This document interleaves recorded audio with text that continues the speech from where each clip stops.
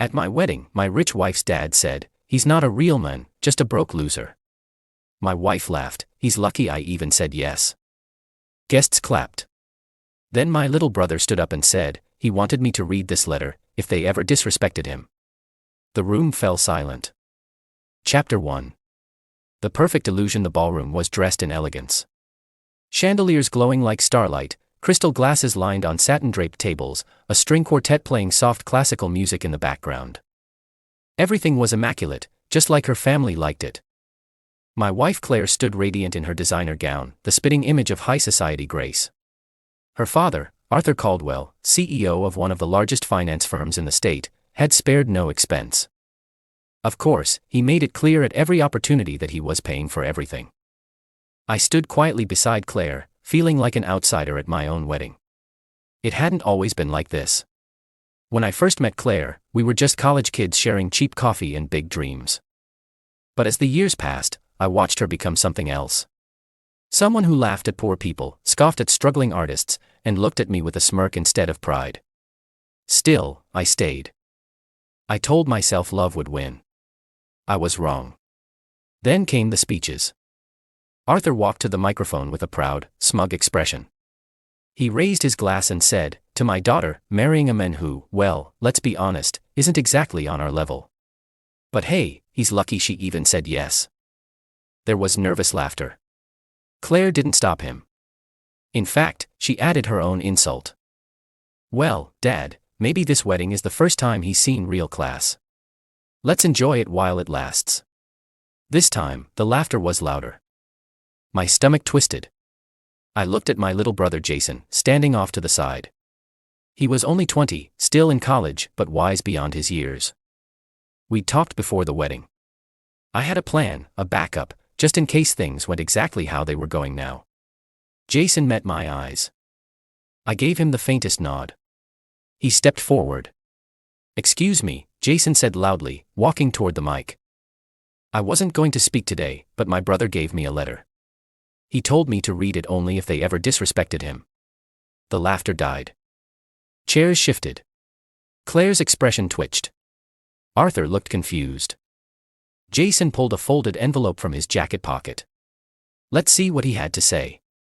He opened the letter. The room fell into absolute silence. Chapter 2. The letter.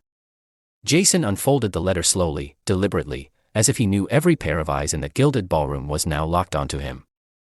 The chandeliers still sparkled, the violin still hummed. But the energy had shifted. I watched Claire's smirk falter. Jason cleared his throat and began to read.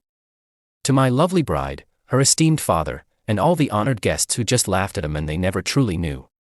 You're right. I'm not from wealth. I don't come from a trust fund. I've worked for everything I have. Scrubbed toilets in college. Pulled double shifts while studying engineering.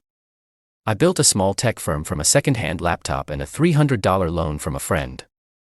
I've never cared much about status or image. What I did care about was love, and loyalty, and respect. So I stayed silent when Claire began talking down to me. When her father called me a project. When her friends called me her charity case. I thought it was temporary. That they'd see who I was. I was wrong." Claire's face had drained of color. Arthur's hand twitched around his champagne glass. Jason kept reading. "But I'm not writing this to complain. I'm writing this to thank you. Thank you for the clarity. Because today, while you spent your money on this wedding, I spent my time finalizing a different arrangement. You see, 3 years ago, I quietly bought a majority stake in Caldwell Holdings' largest tech vendor, an AI infrastructure company your firm relies on, a company you underestimated, and yesterday I sold that stake to your biggest competitor. Arthur, by Monday morning, your firm's entire backend will go dark for 48 hours. Your investors will panic. Your clients will scream. And you'll realize the broke loser standing here just cost you $120 million in market trust." A gasp rippled through the room. Some guests turned toward Arthur. Claire's hands were shaking now. Jason continued. "As for Claire, our prenup. I didn't sign it. You tore it up during our engagement party for a laugh, remember? Because what could he possibly take from me? So I used your lawyers. Everything I built before this wedding is still mine. Everything acquired after, well, we'll let the courts decide. But you won't need to worry about that. Because this wedding, this marriage, it's over. Jason slowly folded the letter. Silence. Dead, unbearable silence. Then he spoke. I believe he ends it with, enjoy the cake. And just like that, he walked away from the mic. All eyes turned to me.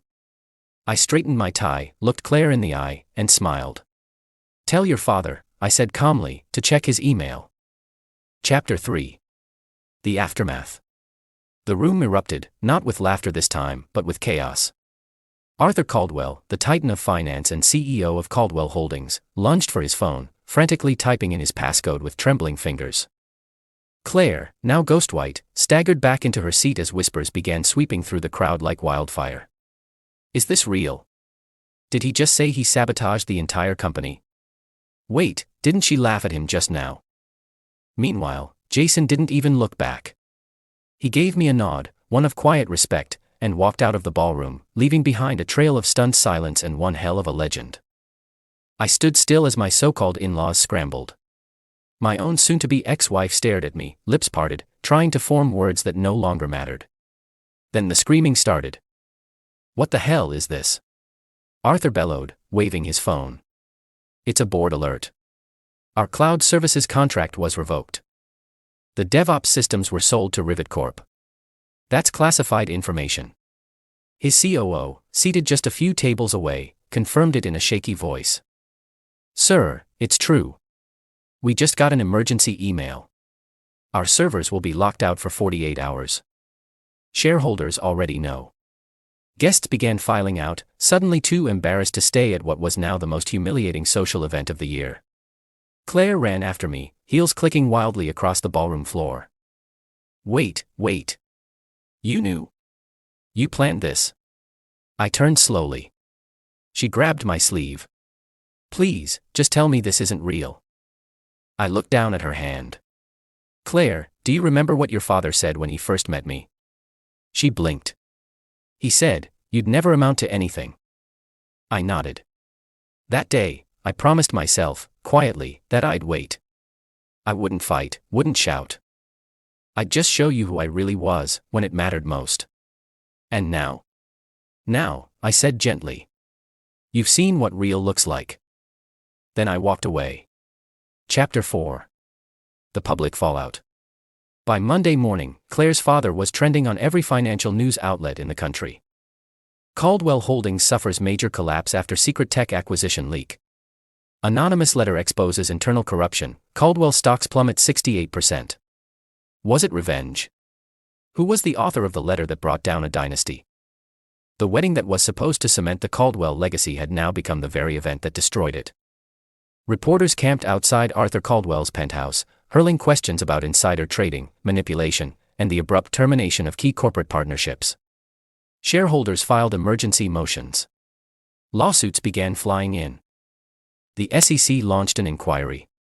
And Claire? She was fired from her position at Caldwell's PR division within 24 hours. Turns out, marrying the broke loser had exposed her to scrutiny she couldn't survive. Especially when Jason's letter was verified and circulated through industry channels as a whistleblower document. Not only did it contain timestamps and records of Arthur's underhanded dealings, but it also included a voice memo.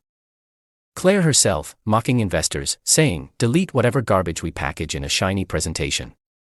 That audio leaked. Within days, Claire became unemployable. The once cherished darling of elite circles now found herself blacklisted from every reputable PR firm. Her social media was flooded with angry comments, especially from former employees who'd been laid off during one of her father's cost-cutting phases. She tried calling me, texting me, but I was already gone. Because my letter hadn't just been revenge, it had been my resignation. From their world, from their disrespect, from the weight of pretending to be small.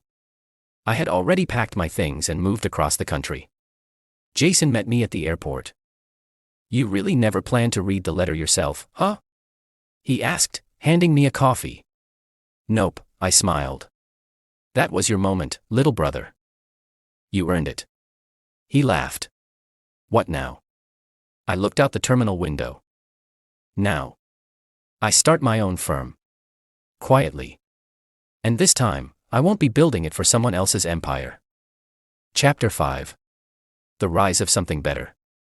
2 months later, I stood inside a modest office in a renovated brick building in Seattle's historic district. No golden plaques, no marble lobby, just clean wood floors, a handful of desks, and a whiteboard filled with scribbles and dreams. Welcome to Phoenix Systems, I told the 5 engineers standing before me, men and women who, like me, had been discarded by the corporate world when they were no longer cost-effective. Jason was among them, my second in command. This time, I said, we build for us. Transparent, ethical, and future-proof. Phoenix Systems wasn't born to compete with giants. It was designed to disrupt them. We focused on ethical tech, open-source development, and collaboration with nonprofits and universities. Within weeks, small companies and government-funded labs began knocking. They didn't want polished suits or nameplates. They wanted innovation and integrity. We gave them both. And the best part? Our first major investor was an unexpected one. An old friend from my early days at Caldwell. Someone who'd watched what happened at the wedding and said simply, I believe in people who walk away with their head held high. Meanwhile, the Caldwell empire continued to implode. Arthur Caldwell was indicted. The board ousted him in disgrace. Claire filed for bankruptcy when her assets were frozen due to pending lawsuits. My parents, well, I hadn't heard from them. Not since the wedding. That silence was its own kind of closure.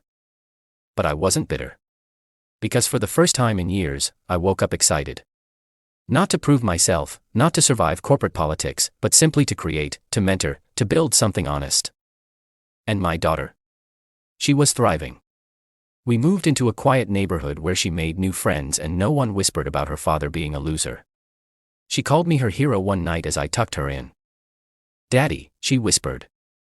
I'm glad we left that place. You're really strong. My throat tightened. Thanks, sweetheart. We sat in the silence for a bit. Then she asked, will Mom ever say sorry? I didn't lie. Maybe one day. But whether she does or not, it doesn't change who we are. Chapter 6. The letter that changed everything. Months had passed. Phoenix Systems was booming, quietly but powerfully. We had just secured a government contract for clean energy data modeling, something Caldwell Technologies had failed at for years.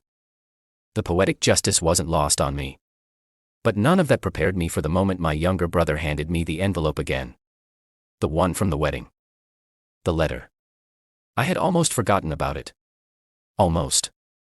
Read it again, he said. I don't think you ever really let them hear all of it. I unfolded the slightly crumpled sheet of paper. The ink faded just slightly from age and sweat. But the words. They still burned like wildfire. To whom it may concern. If you are hearing this letter read aloud, then you've chosen to publicly humiliate me, again. You called me a broke loser, a failure, an embarrassment. But here's what you don't know. While you mocked me for not having money, I built systems that supported hospitals during pandemics. While you laughed at my so-called failure, I helped a single mother engineer prosthetics for her son. While you chased yachts and headlines, I stayed up late tutoring neighborhood kids whose parents couldn't afford private school. I didn't build riches. I built people. I didn't chase glory. I chased impact. So if you're laughing at me right now, I forgive you. Because deep down, I know why you fear me. I represent the one thing you can't buy. A legacy. Signed, the broke brother who never needed your approval. The letter had stunned the wedding into silence. But now as I read it again in my own office, my staff behind me, my daughter playing nearby with a robotic kit we were designing for kids, it made me cry. Not because it hurt, but because it healed. That moment, this letter, had started everything. The fall, the rebirth, the fire. Claire had tried to erase me. My family had laughed at me. My brother had mocked me. But none of them had built what I built. None of them had become the men I became. Epilogue. Years later, Phoenix Systems was valued at over $100 million. Claire applied for a job once. I didn't recognize her resume at first. It was generic, hollow, like the person she'd become. I didn't reject her. I didn't reply at all. Some silences are the loudest responses of all. As for my daughter, she graduated with honors. Full scholarship. On stage, in front of thousands, she pointed to me and said, "That's my dad." The man who never let cruelty define him. The man who built his life, again, and took me with him. And in that moment, I didn't just feel like a real man, I felt like the luckiest father on earth.